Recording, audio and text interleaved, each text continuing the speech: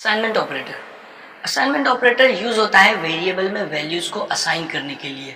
जैसे कि हमने एक वेरिएबल देखा था, जब हमने वेरिएबल पढ़े तो हमने कहा वार a इक्वल्स टू 5। वार एक कीवर्ड है, एक आइडेंटिफायर है। इक्वल्स का जो ऑपरेटर है ये असाइनमेंट ऑपरेटर है 5। तो इक्वल का ऑपरेटर क्या कर रहा है, जो 5 लेफ्ट साइड पे जो वैल्यू है वो उसे a में स्टोर कर रहा है। तो ये असाइनमेंट ऑपरेटर है क्योंकि ये वैल्यूज को असाइन करता है। लेकिन अक्सर ऐसा होता है कि आप कोई अर्थमेटिक ऑपरेशन या कोई एक्शन परफॉर्म करके जिस वेरिएबल पे आपने एक्शन परफॉर्म किया होता है रिजल्ट भी उसी वेरिएबल में स्टोर करना चाहते हैं। जैसा कि आप यहाँ पे देख सकते हैं कि वेरिएबल है वार a इक्वल्स टू 5। अब आप a में 2 प्लस करना चाह रहे हैं और a में ही असाइन करना चाह रहे हैं, तो आपने लिखा a equals to a plus 2। वार a equals to 5, a equals to a plus 2। तो a और 2 प्लस होंगे, यानी कि 5 और 2 प्लस होंगे 7 और a में स्टोर हो जाएगा। तो अब a की वैल्यू अपडेट हो जाएगी, उसमें 7 आ जाएगा। इसके लिए ये असाइनमेंट एक प्लस और अर्थमेटिक चला और इक्वल्स ने इनकी रिजल्ट असाइन कर दिया। जैसा कि एक्सप्रेशन पढ़ते हुए मैंने डिस्कस किया था कि लेफ्ट साइड पे एक्सप्रेशन में जो भी ऑपरेशन लिखा जाएगा पहले वो इवेलुएट होगा और उसके बाद वो वेरिएबल में असाइन होता है। तो जब आप यहाँ पे लिख रहे हैं a equals to a plus 2, तो a प्लस 2 पहले इवेलुएट होगा। इवेलुएट होने तक a में 5 है, उसमें 2 प्लस हुआ, अब रिजल्ट बन गया 7। अब वो जाके a में असाइन हो रहा है, a अपडेट हो जाएगा। इसकी शॉर्ट फॉर्म ये है कि आप a इक्वल्स टू 5 लिखा और अगली लाइन में आके आप लिखे a प्लस इक्वल टू 2। तो ये क्या करेगा, a में 2 प्लस कर देगा, a की वैल्यू लेगा 5, उसमें 2 प्लस करेगा और a में ही असाइन कर देगा। तो आप डायरेक्ट लिख सकते हैं a प्लस इक्वल टू 2। ये चीज आप बाकी ऑपरेटर्स पे भी अप्लाई कर सकते हैं। मल्टीप्लिकेशन के लिए आप a equals to a multiply by 2 करने के बजाय a multiply equals to 2, a divide equals to 2, a modulus equals to 2, a exponent equals to 2। तो ये इसी तरीके से तमाम ऑपरेटर्स जो है आप इनको अप्लाई कर सकते हैं शॉर्टकट में, और वो एग्जैक्टली वही रिजल्ट होगा जो आपने डिटेल में लिखा था a equals to a plus 2। ये तरीकेकार लिखें या a प्लस इक्वल्स टू 2 लिखें, दोनों एक ही बात है, जैसे कि आप इस एग्जांपल में भी देख रहे हैं।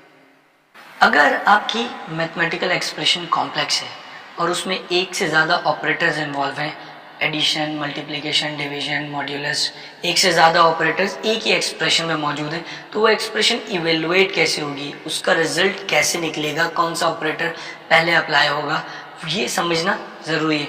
जैसे कि ये एक एग्जाम्पल है जिसमें 5 plus 2 multiply by 3 minus 2 divide by 2, ये एक एक्सप्रेशन है। अब इस एक्सप्रेशन की जो इवेल्युएशन होगी तो इसमें क्या पहले मल्टीप्लिकेशन चलेगा या पहले डिवीजन चलेगा, ये कैसे अंदाज़ा लगाएं। इसके लिए जो मैथ्स का रूल है बॉटमास वही अप्लाई होगा, उसी की बेस पे ये एक्सप्रेशन इवेल्युएट होगी। बॉटमास रूल क्या कहता है कि पहले ब्रैकेट्स इवेल्युएट होते हैं, ब्रैकेट के अंदर कोई वैल्यू है तो पहले वो ब्रैकेट के अंदर वो वैल्यू इवेल्युएट हो जाएगी, फिर उसके बाद पावर, स्क्वायर रूट ये अगर मौजूद हैं तो ये इवेलुएट होंगे। उसके बाद डिवीजन या मल्टीप्लिकेशन, अच्छा डिवीजन या मल्टीप्लिकेशन की प्रेसिडेंस सेम है तो लेफ्ट टू राइट इवेलुएट होगा। इसी तरीके से फिर प्रेसिडेंस है प्लस और माइनस की, और उसकी भी लेफ्ट टू राइट चलेगा। तो आपके एग्जाम्पल्स में जब भी ब्रैकेट मौजूद होगा तो पहले ब्रैकेट इवेलुएट हो जाएगा, उसका रिजल्ट आ जाएगा। और आपकी जैसे कि एग्जाम्पल में मल्टीप्लिकेशन मौजूद है बीच में, तो पहले वो दो नंबर मल्टीप्लाई होंगे, उसके बाद प्लस ऑपरेटर अप्लाई होगा। तो ये बॉटमास रूल है और इसी की बेस पे मैथमेटिकल एक्सप्रेशन इवेलुएट होती है। जैसा कि यहाँ पर आप ये एग्जांपल देख रहे हैं, 5 plus 2 multiply by 3 minus 2 divide by 2। अब यहाँ पर ब्रैकेट अप्लाई किया गया है, तो अब होगा ये कि सबसे पहले 3 माइनस 2 इवेलुएट हो जाएगा, 3 में से 2 माइनस हो जाएगा और इस ब्रैकेट की जगह पे 1 एज अ रिजल्ट आ जाएगा। उसके बाद अब आपके पास मल्टीप्लिकेशन और पावर का कोई ऑपरेटर नहीं है, स्क्वायर रूट का ऑपरेटर नहीं है, मल्टीप्लिकेशन और डिवीजन मौजूद है। तो अब 5 प्लस 2 मल्टीप्लाई बाय, क्योंकि मल्टीप्लिकेशन और डिवीजन की सेम प्रेसिडेंस है, तो 2 मल्टीप्लाई बाय 3 माइनस 2 का जो भी रिजल्ट था वो था 1, तो 2 मल्टीप्लाई बाय 1 हो जाएगा। उसके बाद डिवीजन अप्लाई होगी, तो जो ये रिजल्ट था 2 मल्टीप्लाई बाय 1 यानी कि 2 डिवाइड बाय 2, तो इसका भी रिजल्ट आएगा 1। अब उसके बाद 5 प्लस 1 ये एक्सप्रेशन इवेलुएट होगी। इसी तरीके से आप एक और एग्जांपल है, इसमें आप देख सकते हैं कि आपकी जो एक्सप्रेशन इवेलुएट हो रही है, यहाँ पे लिखा हुआ है a equals to 3 plus 5 multiply by 2।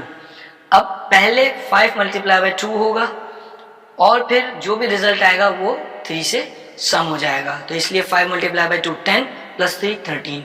अगली एग्जांपल है 5 डिवाइड बाई 2 माइनस 1। अब यहाँ पे पहले डिवीजन अप्लाई होगा, तो 8 डिवाइड बाई 2 होगा जो कि आ जाएगा रिजल्ट 4, और उसमें से 1 माइनस होगा तो आउटपुट आ जाएगा 3। इसी तरीके से 3 मॉड्यूलस 2 प्लस 4 माइनस 1। अब मॉड्यूलस पहले अप्लाई होना है, प्लस और माइनस बाद में अप्लाई होगा, तो 3 मॉड्यूलस 2 निकलेगा क्योंकि ये रिमाइंडर है, यानी कि 3 डिवाइड बाई 2 किया जाएगा, जो भी रिमाइंडर बचेगा तो रिमाइंडर बचेगा 1।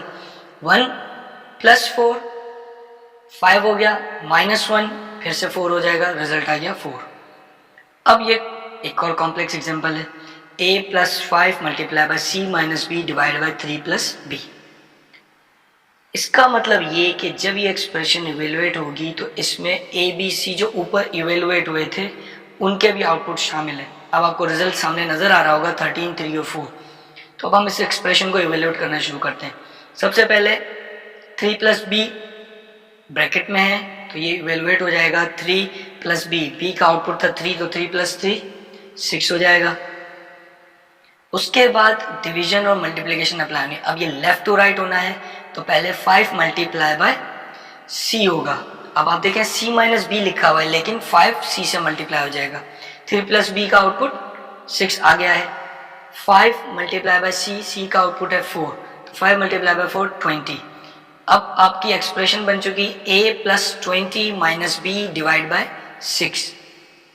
अब यहाँ पर डिवीजन अप्लाई होगा। डिवीजन अप्लाई होगा b और 3 प्लस बी के रिजल्ट के दरमियान। b में मौजूद है 3 और 3 प्लस b का आउटपुट आया था 6, तो b 3 डिवाइड बाय 6 0.5 यानी कि 0.5 आ गया। अब आपकी एक्सप्रेशन हो चुकी है a प्लस 20 माइनस 0.5। तो a में आपके पास है 13 प्लस 20 33 माइनस 0.5, इस तरीके से 32.5 आ गया। तो ये एक्सप्रेशन की आपकी प्रेसिडेंस है। जिस तरीके से ये एक्सप्रेशन चलती जाएंगे आप इनको इवेलुएट करते जाएं।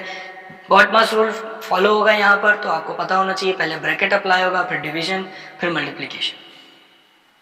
ऑपरेटर प्रेसिडेंस है, जैसा कि हमने देखा कि आपकी किसी एक्सप्रेशन में जब मल्टीपल ऑपरेटर्स शामिल हों, क्योंकि हम अर्थमेटिक ऑपरेटर्स का जिक्र कर रहे थे तो प्लस माइनस डिवीजन अगर शामिल हों तो उसकी एक इवेल्युएशन की प्रेसिडेंस है, बॉटमास रूल के तौर पे वो अप्लाई होता है। जावास्क्रिप्ट प्रोग्रामिंग लैंग्वेज है, इसमें और ऑपरेटर्स मौजूद हैं जो कि किसी एक्सप्रेशन में आ सकते हैं, तो इसलिए आपके उन ऑपरेटर्स की भी प्रेसिडेंस मौजूद है। अगर वो ऑपरेटर्स आपके एक्सप्रेशन में मौजूद होंगे तो इस प्रेसिडेंस के हिसाब से वो इवेलुएट होंगे। अगर न्यू का ऑपरेटर है तो वो पहले चलेगा, स्क्वायर ब्रैकेट्स पहले चलेंगे, फिर मल्टीप्लिकेशन और प्लस ऑपरेटर्स की प्रेसिडेंस आती है। तो ये प्रेसिडेंस चार्ट आपके सामने मौजूद है। इस चार्ट की बेस पे ये एक्सप्रेशंस इवेलुएट होती हैं और इन ऑपरेटर्स को पहले जो लोएस्ट नंबर पे ऑपरेटर मौजूद है उसका, यानी कि नंबर 1 पे जो ऑपरेटर मौजूद है उसकी प्रेसिडेंस सबसे ज़्यादा है, नंबर 2 पे जो मौजूद है उसकी प्रेसिडेंस सेकंड नंबर पे है, फिर थर्ड नंबर, फोर्थ, इसी तरीके से। तो आपकी एक्सप्रेशन में अगर ये ऑपरेटर्स मौजूद होंगे तो प्रेसिडेंस 1 वाले ऑपरेटर्स पहले इवेलुएट होकर अप्लाई हो जाएंगे, फिर प्रेसिडेंस 2 वाले इवेलुएट होकर अप्लाई होंगे, प्रेसिडेंस 3 4, और ये इसी तरीके से चलेगा।